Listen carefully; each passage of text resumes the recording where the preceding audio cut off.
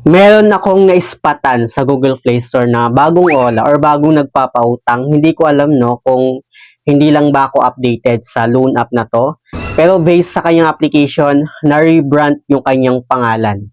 Medyo na-curious ako sa loan app na to no. At itong loan app na tinutukoy ko ay ito ngang si Cashify.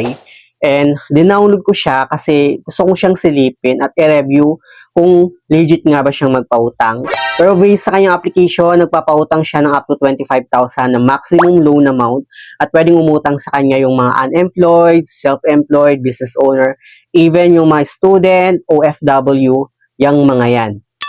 Pero wag nyo muna siyang balaking i-download, silipin muna natin siya. Kaya naman kung interesado ka dito sa ating panibagong topic ngayon, keep on watching.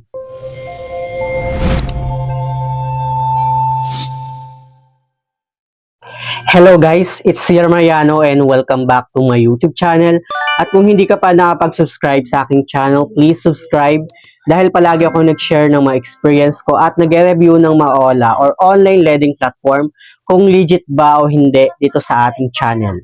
So, pag-uusapan nga natin itong si Cashify na na-rebrand yung kanyang pangalan. Hindi ko lang alam guys kung ako lang ba yung hindi updated sa kanya. Pero na-rebrand yung kanyang pangalan noong January 12, 2026. Ngayong taon lang na to. At yung dati niyang pangalan ay si Cashola. Anyway, meron akong dating account sa kanya pero na-reject ako. Matagal na yon. And this time, no, since na-rebrand yung kanyang pangalan, nag-try ulit ako mag-apply kung pwede ko ba ulit i-apply yung dati kong account. Yung buong pangalan nga nitong loan app na to ay Cashify PH Fast and Safe Cash. At yung owner nito ay si Sun Loan Lending Investors Corporation. At dito meron na siyang 4.6 na stars, 36,000 na reviews, at meron na rin siyang 1 million na downloads. Ganun na pala karami yung mga umutang dito kay Cashify or dating si Cashola. Dinownload ko nga siya at inopen yung kanyang application dito. Meron siyang mga security statement or permission na hinihingi. Katulad na lang ng camera, device, location, SMS, notifications. So, dapat dito aware tayo guys na sa mga permissions na hinihingi ng mga ganitong loan app kasi magkakaroon nga sila ng access sa cellphone natin. At yung mga hiningi niyang permission, yun yung magiging access nila. At dito no, wala naman tayong option kundi mag-okay para makapag-proceed tayo sa kanyang application. So, clinic ko lang yon. At dito magpo-provide tayo ng cellphone number na gagamitin natin sa kanilang application. Lalagay lang din natin yung verification code or yung OTP na na-receive natin. At sa kanyang dashboard, makikita natin no, na up to 25,000 nga daw yung maximum loan amount na pwede nating mahiram sa kanya. And yung process niya is 3 minutes lang. And yung terms naman daw niya is 91 to 180 days. At since, di ba, na-rebrand yung kanyang pangalan, hoping na sana is nag-improve din itong loan app na to. So, dito nga, no, mag-fill up tayo ng ating information. Una na dyan yung ating basic information. Katulad na lang ng ating purpose of loan, education level, number of credit cards, residential address, detailed address, yung ating email address, job type, payroll period, tsaka yung ating total monthly income. Anyway, yung mga pwedeng mag-apply po sa kanya, dito kay Cashify is yung mga kagaya na ng BPO worker, teaching or teaching staff, OFW, unemployed, student, professional, specialist, self-employed or business owner, government employee, staff, factory worker, director or manager, and contract employee, pensioner or retired, even yung housewife, pwedeng mag-apply sa kanya, pati or if ever kung ano man yung trabaho nyo, freelance na mga yan, pwede yung i-fick dito, fill up pa dito yung other.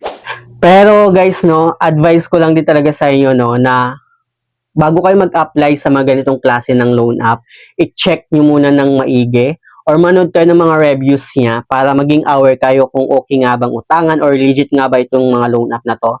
Para hindi tayo nagsisisi sa huli, no. Pero if ever naman na nag-apply na kayo, make it sure na bago kayo mag-confirm ng loan, i-check nyo muna ng mabuti yung loan details niya.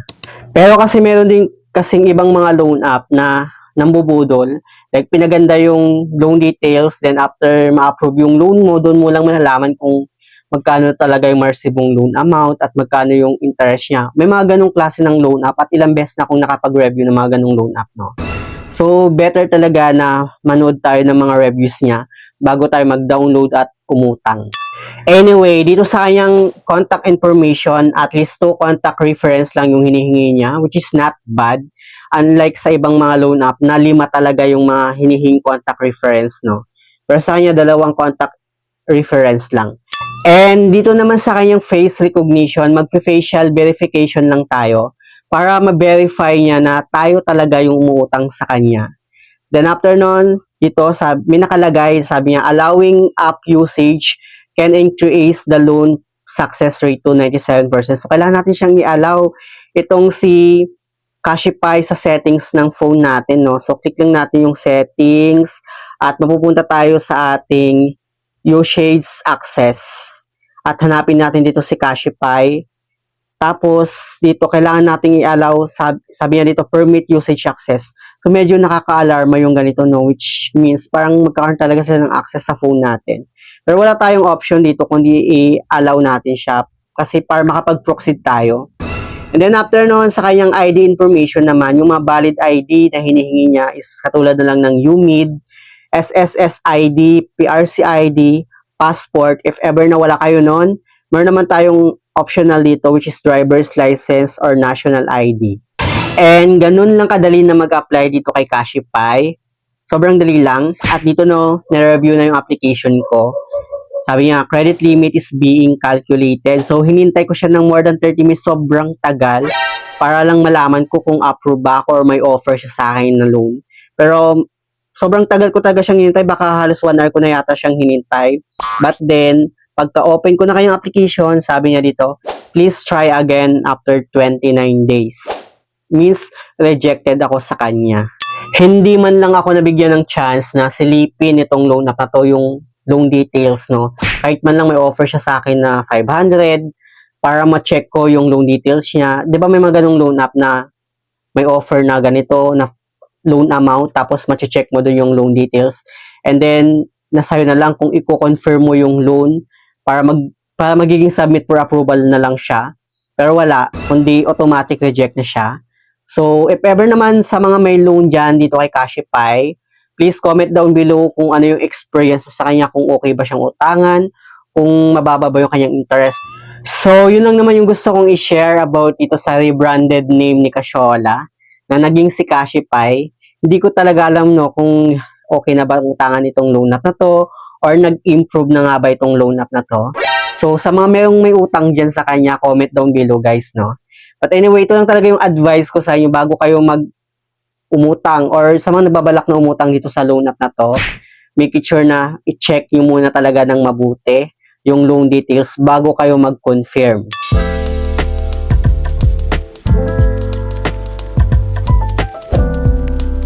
So, yun lang naman. Sa mga hindi pa pala nakakapag-subscribe sa aking YouTube channel, please don't forget to like, share, and subscribe. Click the notification bell para lagi kang updated sa aking mga susunod na video. Thank you guys. Thank you for watching and see you on my next video.